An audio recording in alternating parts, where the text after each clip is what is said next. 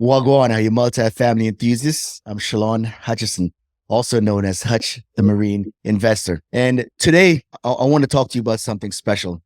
Reason being, I tell you that season 3 is going to be about our military veterans. But one of the things that we notice is that our military veterans, they paradigm more, align more with single family residents. As you go from duty station to duty station, you buy a property, fix it up, and then you rent it whenever you leave and move on to the next duty station. Now, what we want to talk about today is how we can maximize the real estate space that you have purchased. And the question we'll ask today, how do you turn your single family home into a multi-family property? And our guest today, he is a commercial and residential real estate investor, a developer, and a builder, a serial entrepreneur with a passion for people, community, and bringing projects to fruition. Based out of San Diego, California, with his office located in Little Italy, a small suburb near downtown San Diego. He's the managing member of ADU Pals, a company with a vision to help everyday homeowner and investors create cash flow by using their backyard. So, Mr. Jonathan Mitchell, thank you for joining us today, brother. Thank you for that intro, Hutch. Good to be here, man. Aloha. Yes, sir. So, real quick, man, do you have a favorite real estate quote or mantra that drives you? Yeah, I do. It's from Joe, who's actually a character on The Office. She's the one who owned Sabre, who bought Dunder Mifflin. She says, I don't like to tell men what to do with their money, but if you're not investing in real estate, or you're dumber than a dummy. Something like that. But yes, it's pretty hilarious. Yeah, knowledge speak, man. A lot of folks don't like to be sold, but I think a lot of us, man, when we're seeking and we hear that good information, we'll definitely cling on to it and we'll find it to be useful. And that reminds me of a quote that says, when the mind is open to the possibility, then our eyes and ears will be open to the opportunities. So that's good. You don't tell people what to do, but if you're not investing in real estate, dumber and dumber. Like it, man. You're dumber than a dummy. Yeah. Yeah. So, Jonathan, can you tell our audience a little bit more about you as a person? You and I had a beautiful conversation recently about being a man and being a father, being a husband, all that good stuff. Can you tell our audience a little bit more about yourself? Yeah. Born and raised in San Diego, grew up pretty poor, grew up on Section 8 welfare. I've said that before. Yeah, man. But I was taught very early the things in life that matter the most is not actually money. It is people. It's giving. It's being accountable. All those things are the most important, being kind. And I grew into my career, but traveled a bit. I've been in 45 countries, lived in Europe, avid scuba diver. I love diving with sharks and dove with dolphins, Fiji, French Polynesia, all over the world, Hawaii, many times in Hawaii. And I love to dive. I dove cave diving down in Tulum. But yeah, man, 3 kids, to take them traveling. We go to national parks and all that kind of stuff to see the world. And in addition to that, I'm an avid learner. So I read nonstop. I'm always talking to people who are smarter than me to learn and glean information from them and grow, man. Yeah, I started a company a while back and always been in sales and marketing and learned how to knock doors and grew a company from the ground up. Had 108 employees at the beginning or at the end. And we did $33 million. We did $120 million over 8 years. And when I started that company, I didn't know how to read a balance sheet, didn't know how to read a P&L, man. Just grind and a little luck. It was a really good emerging market, solar. So yeah, man, love business, love real estate. And I love meeting people and collabing and chopping it up and making stuff happen, dude. That's good, man. I appreciate it, man. I can't say I go diving with sharks and all that good stuff, but I do go to the beach every now and then with the family. Watch my boy, my youngest son. All the kids bodyboarding, riding those waves. I just sit and relax them. I prefer the overwatch portion of it. Sure, that's fair. All right. That's me though. We're going to dive down into the question we asked today is how do you turn your single family home into multi-family properties? And there's a little known secret that a lot of people are not really maximizing or using, because when you think about it, a lot of folks are looking at single family home as their part of the American dream. And what I'm advocating to people is look at every single piece of real estate that you're going to purchase as an investment. How can you create and maximize the revenue for this property to turn it from a liability into an asset. And I think we all know the difference between assets and liability. One take money out of your pocket, and asset put money into your pocket on a monthly basis. So you have a unique niche that you focus on with this acronym ADU. What is an ADU? So you want to look at every property as an investment. And the way we're doing that is by focusing on how can you create some income from this property. And this way you go from turning your liability into an asset. Of course, we all know the difference, right? Liabilities take money out of your pockets, while asset put money in your pockets on a monthly basis. Jonathan, you focus on a niche that help homeowners to turn their liability into an asset via the ADU, right? It's an acronym, and even though as a military guy, I like acronyms, right? Can you explain to our listeners what is an ADU? Yeah, so great question, Hutch. An ADU stands for accessory dwelling unit. Some people know them as granny flats. You could think of your home as the SFR, single family residence. And then in the back, if you have, let's say, a duplex, that second unit would be the ADU. But it's not technically a duplex. It would be an SFR with an ADU, an accessory dwelling unit. So accessories meaning you have your outfit and then you have your accessories, which would be your earrings, your watch, all of the things that you do as an accessory to your standard outfit. That unit becomes an accessory to your standard SFR. And then you can obviously build that up from the ground, or you can convert that from your garage or an existing unit. And then you can create cash flow from your property, which you're already using, which we love it. Just a little bit of background on that. 2019, the governor at the time came out and basically said, we're going to pass a law in the state of California that requires cities, AHJs, to allow you to build ADUs. So the standard ADU law allows for two. So one ADU, whether it's detached or attached to your home, Okay. and then you can convert an existing part, usually the garage. So two ADUs. But in San Diego, which we'll get into it here in a little bit, they leaned in really hard to this law, and we love it, and we are reaping the benefits of it. We want to share with others as well. That is good. It's good. So I do own a property in San Diego, and that's one of the things that we definitely have considered. So what intrigued you to actually going down this venture as far as I'm helping homeowners turning the single family into multifamily via the ADU concept? Yeah, I love real estate, man. I know it sounds cliche, but it's true. I started a company in 2016, a solar company, grew that one pretty big, like I was telling you, had 108 employees. We did 33 million, our biggest year. But I started investing in real estate, man, and bought a property, built an ADU. And the real main thing, though, Hutch, is it's really expensive to live in Southern California. It is. And it's hard to find cash flowing assets. We hear this all the time. People invest in blue states, they invest in Carolina, they invest in Idaho, they invest in Kansas and Kentucky and all these other places because it's easier to create cash flow. Where you live in Hawaii and where you did live in San Diego and Southern California, it's hard to create cash flow. So me being a problem solver, I'm like, how do I solve this problem? There is a way to solve, and it's to build. Because if you can control the entry and the exit and all the touch points in between, this is my thinking, you can make it work. Now, is there inherently going to be more risk? Yes. Is there inherently going to be a much heavier lift? Yes. It's taken me years and years to build my team, to understand these laws, to have enough people to be able to make this work. But that was the reasoning in my mind. It was like, I want to own real estate in San Diego. It's too expensive to buy. All the fixers have 25 offers day one. I'm never going to get one of these properties. Yeah. And then it's going to be too expensive. Even if I can rehab it, I'm not going to be able to cash flow it. I have to solve for this. And the solve is buy low, add value, add density. Now I have enough equity where I can cash flow. Oh, man. So do I have to be a developer or a builder? And what is the difference to actually get an ADU on my property? Yeah. So a lot of people think a developer and builder are the same, but they are not.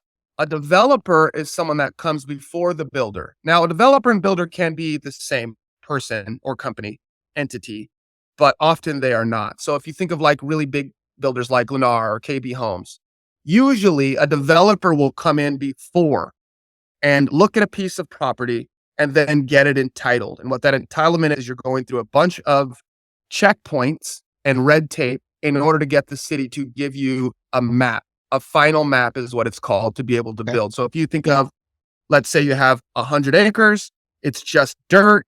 Someone will go in there and say, okay, I want to take this 100 acres, I'm going to develop this property, and I'm going to build 100 homes, 1 acre each. It's agricultural land, let's call it. What does that look like? So they have to go in, they have to start getting maps, they have to start doing topography, they have to start doing soil testing, they have to do all these things, grading sometimes to get this thing ready, and then they plot it out. They have to talk about curbs and gutters, streets, infrastructure, utilities, all of these things the developer is doing way before the builder gets in to build. And then they will go through that process, get the final map approval, get all these boxes checked from civil engineering and then the city. And then they'll sometimes say, hey, look, I have 100 acres, 100 homes. It's ready. It's entitled. Here you go, Lennar.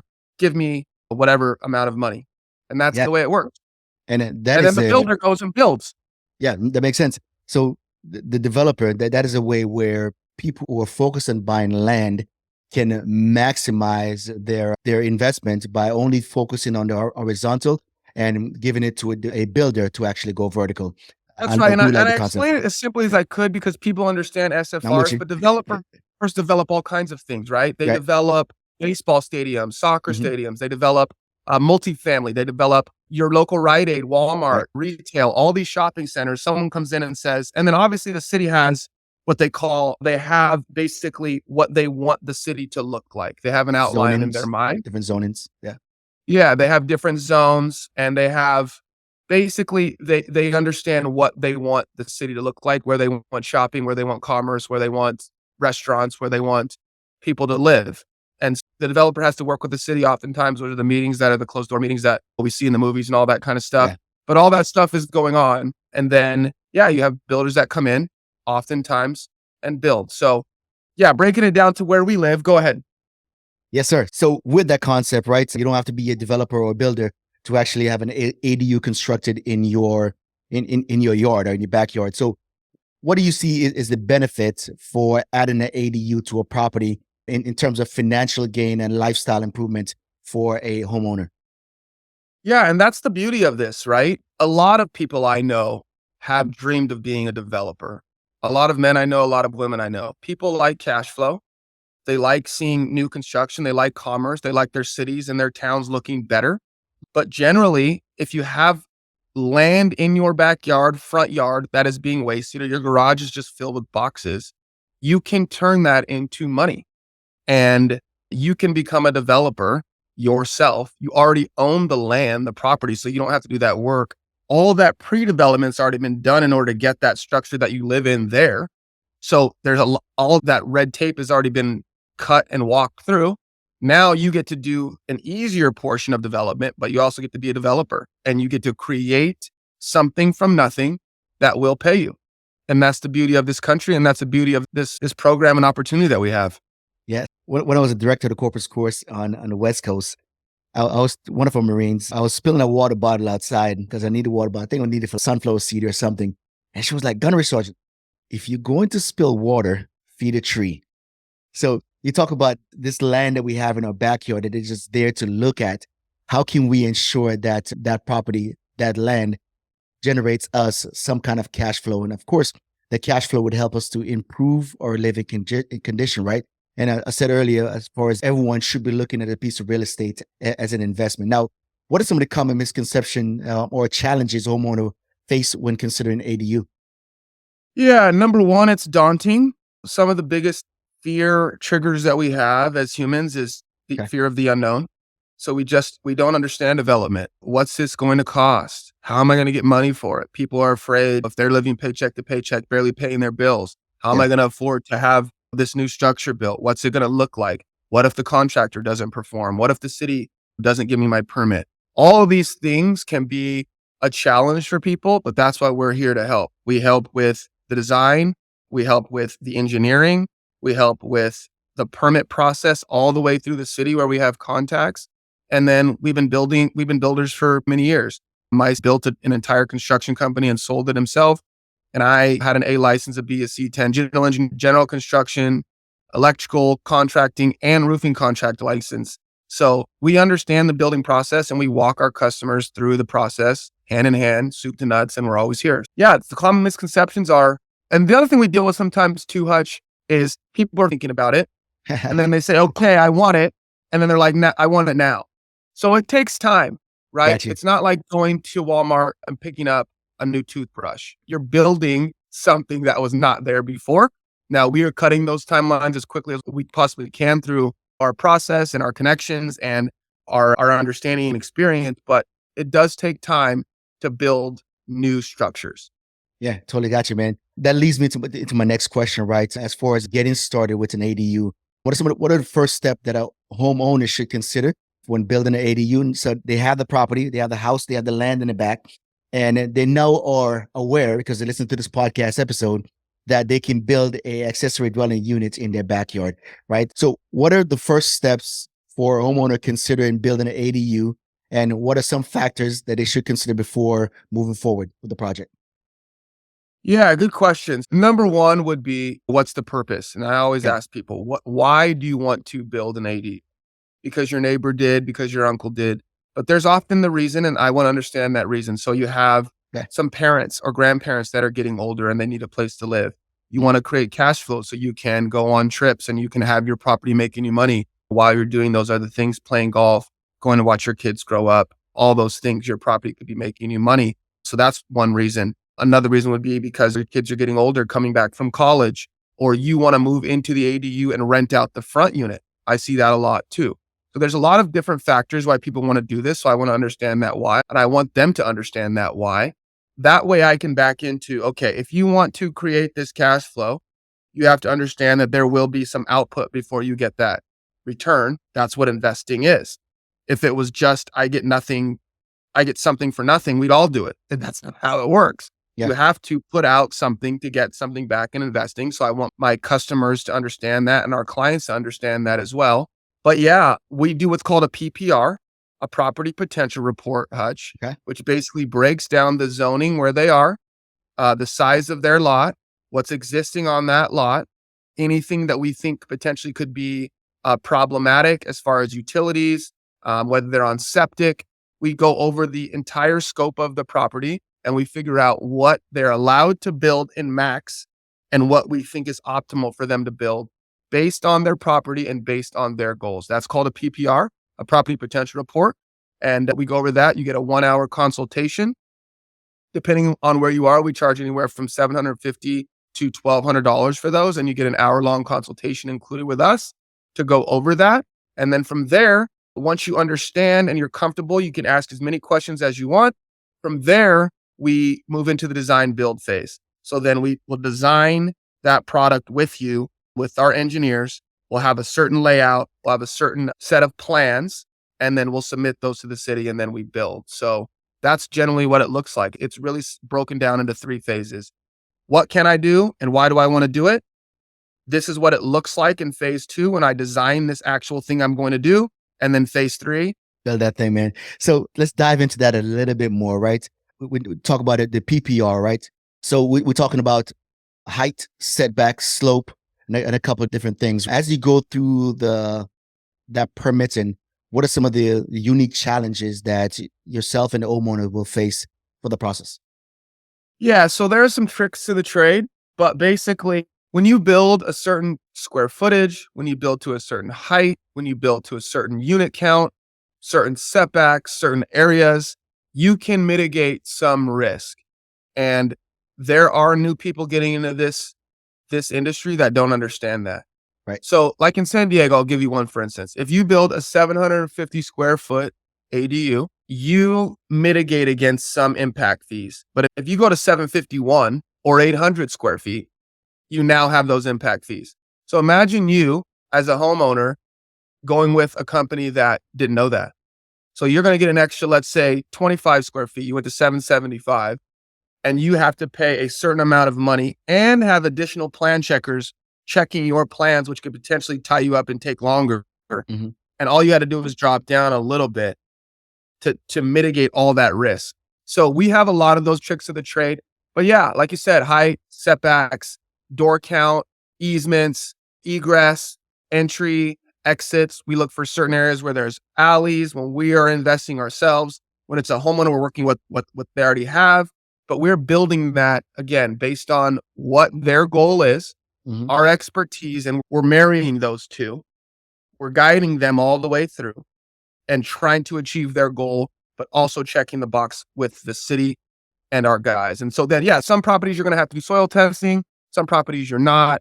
It varies a lot. That's why it is development, and that's why you need an expert. If it's not us, it's someone else, but you need someone who knows what they're doing. And the cool thing about this, though, Hutch, this is the best part. Yeah. Once you do this, just like me, you'll become addicted to it. Anyone who's ever bought real estate knows what I'm talking about. Once you buy a piece of real estate, sometimes it's a heavy lift, but when you get to the other side, you're like, I want to do that again. And I want to do it again. And I wanted to do it again. So once you develop and build, you're going to be the coolest guy in the room. I'm just telling you right now. You're going to go to a country club. You're going to go to your church. You're going to go to your outing, your poker game, whatever you're doing. And you're going to have developed and built something. And that feeling, you just want to do it again. And then again, this is real estate, right? So the property value, this is another point I want to make. The property value in California is already so high, but it's being wasted. So you get appreciation as well. And a lot of people steer clear of that because there's a lot of investors that and capital raisers and operators that cash flow more than appreciation. I don't. I love appreciation. I love it. If I could build something and when I'm done, I take that piece of dirt and I've doubled its value or tripled its value, I'm going to do that as many times as I can. Yeah, I think the difference though, your idea or your understanding of appreciation differs from the people who are buying a single family home for the long term, hoping that it just appreciate by itself. So what you're talking about forced appreciation. You actually adding value to the property. So I want your listeners to not misunderstand that. So forced appreciation is where you go into, whether you're buying a single family home or a multi-family properties, and you're going in and you're making the interior and the exterior of the property look better and more attractive to a renter or to the intended buyer. In this case, you are actually adding an additional unit, in some cases with its own private entrance, right? That gives yourself the security and also the people who are living in the ADU, the security and the feeling of living in a home as well. So Hutch, the point I want to clarify, and Yeah. there is always some sword crossing when it comes to this as investors and all Yeah. that. I think investing is great no matter how you want to do it. I want to be Right. clear there. I think everyone should invest in American real estate. The point I want to make is you have a property already. Let's say that property is worth $1 million in San Diego and it's on a 5,000 square foot lot. Your property, let's say, is 2,500 square feet. That means you have 2,500 square feet of available land that is not being used, but the value of that entire property is $1 million. So what's the value of that 2,500 square feet that's not being used in the back of that dirt? Now, if you could build something, and like you're saying, this is forcing appreciation, you could maybe take that property and build that. Let's say you build it. I'm just going to throw out a number. Let's say you build an ADU for $500,000. Okay. But then you force that appreciation. So then that $1 million property, you put in $500,000 to build that ADU, but now you have an additional unit. So then you can go down the road of traditional NOI, cash flow, the valuation, and then the resale value of that. So you become essentially a developer and a builder. And yeah, it's different. So this is our goal. Okay. This is what we do as investors. And this is where I love to talk about too, not just our customer facing arm of our company, which is our bread and Right. butter, but us as investors. What we do is we find a piece of property, okay, that is distressed or under market. So let's say that market, the average property is $1 million. We'll find one for 900,000. Okay. Through our network, we have a tremendous amount of deal flow in Southern California. We'll buy that property for $900,000. We will rehab that property. Sometimes we will split that unit into two. So we already have an SFR. Now we have two units. And we're forcing appreciation from the onset as well. So let's say now that property's worth $1,050,000. Then we will force additional appreciation, to your point, by density adding. So we bought a property about a month ago. We will be done with the rehab by the end of next week. We're going to be splitting the front unit into 2 units, converting the back garage into a unit, that's 3, and building 4 additional units on a 6,500 square foot lot. 7 units, $180,000 a year, no parking needed. 7 units, 6,500 square feet in San Diego. That property will be worth about $2 million when we're done. We bought it for $580,000. Game changer, man. Like I said, when the mind is open to the possibility, the eyes will be open to the opportunities, man. So kudos to you and your team for doing some amazing things over there in Southern California. So I want to wrap it up. Is there anything that you'd like to tell our listeners who maybe in Southern California and is considering developing a ADU on their single family residence? Yeah, first things first, give us a shout. We're at adupals.com. I'm at Jonathan at adupals.com. My Instagram handle is Jonathan, Jonathan, Mitchell, Mitchellre for real estate. Yeah, just hit me up with a DM. I'd love to help you. I come from very humble beginnings myself. Some of you out there come from different beginnings, but we all have a starting point. At the end of the day, if you want to grow your real estate portfolio, you want to use your backyard or your front yard or your garage as a money-making machine, you want to get into investing, hit us up and we'll get you a PPR, a property potential report, see what you can do. And even if you just want to have that, you want to understand the space more, you'll have that PPR on your property forever. And then you can move into the design build phase when you're comfortable. But yeah, it's all about community. Hutch is doing some great things. I'm actually looking at his property in Escondido in San Diego for him because he wants to build ADUs. Everyone wants to build ADUs. As you guys can tell, I am over the moon about this product. I think it is such a blessing. Happens to be right in my alley where I grew up. And I'm just excited and I want to share with other people. So hit me up. Yeah, I appreciate you, man. So we're going to go into the focus round, which is just rapid questions. What do you do for fun? I dive. I exercise. I snowboard. I go to loads of sporting games, love sports, and yeah, man, tell a lot of jokes. I like jokes. All right. So what is one opportunity that was a game changer for you? One opportunity that was a game changer for me. When I started selling cell phones, I went from making $10 an hour to essentially learning about commission-based opportunities. And then from there, I was super hooked. So started selling phones. Then I just started working bells in the cell phone industry. That's essentially open to close. So Hutch, I just worked all day, bro. I was just like, it's commission based. If I stay here longer, I make more money. Right. I'm just going to stay here all the hours.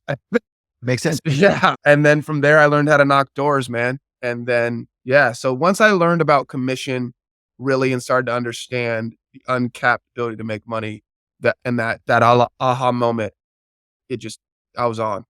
What is your number one communication tip? Be direct.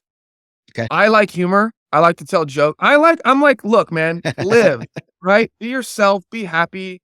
We're blessed. There's no bombs falling outside in my house. Be thankful. Be open. I don't know. Talk to people, man. They're not going to bite you. It's all good. All right. What is one thing you wish you understood earlier? I wish I would have got mentors earlier and understood the value of mentorship. I was opposed to it for a really long time. Once I turned the corner on masterminds and coaching, I realized it can be very helpful. Now I will say that with this caveat. The coach does matter. Mm-hmm. The group mastermind does matter. If you got some people that are literally just looking at their bottom line and they're just trying to make money, get away from that, in my opinion, as quickly as you can. You got to find some people that really care. They have some inner truth, some proper systems. I believe coaching and mentorship is really big. And I wish I would have invested a little bit earlier in my career on my financial education. Got you. To what do you attribute your success? Final question. I always come from a place of gratitude. I feel very blessed. God gave me the ability to process information, to connect with people really easily. Mm-hmm. I was born in this time in a city where it's generally purple and I think you have to mix tenacity, Hutch. You have to mix perseverance. You have to mix, being able to get up when you get beat down, along with the blessing and the thought process that I'm able to get up. Hmm. I'm thankful that I was able to get up because what if I couldn't have? So I think, yeah, man, and other people, bro. There's people that have invested in me, have helped me along the way. And yeah, man, it's been a great journey so far, Hutch. And I'm really, as you can tell, probably very excited for the future, man. That's good, man. I appreciate you, brother. Jonathan, really appreciate you for taking time to record this podcast with myself and also your patience as well. If our listeners want to get in touch with you, what is the best and most direct way to get in touch with you? Yeah, probably Instagram, Jonathan Jonathan, Mitchell Mitchellre, and then my email, Jonathan Jonathan at adupals.com, adupals.com. Gotcha. Hey, listeners, I want to thank you for tuning in to another episode of the Multifamily Real Estate Experiment podcast. This was a unique episode, a selfish one, because I want to learn more about this topic as well. As Jonathan alluded to myself, wanted to install an ADU on my property in California. Always looking for ways to maximize our return on investment, not speculation, investment right here. Hey, real So quick, can I plug something, Hutch? yes, sir. So God bless you, military people. I grew up in San Diego. A lot of military in San Diego. I grew up being taught to respect the troops, authority, my elders, and I respect everything you guys do every day, putting on the line for this country to create a safe space for a guy like me to be able to go out and build. So God bless you. All right. Thank you, sir. Appreciate you for joining us again. And I'm Hutch, the Marine Investor, out.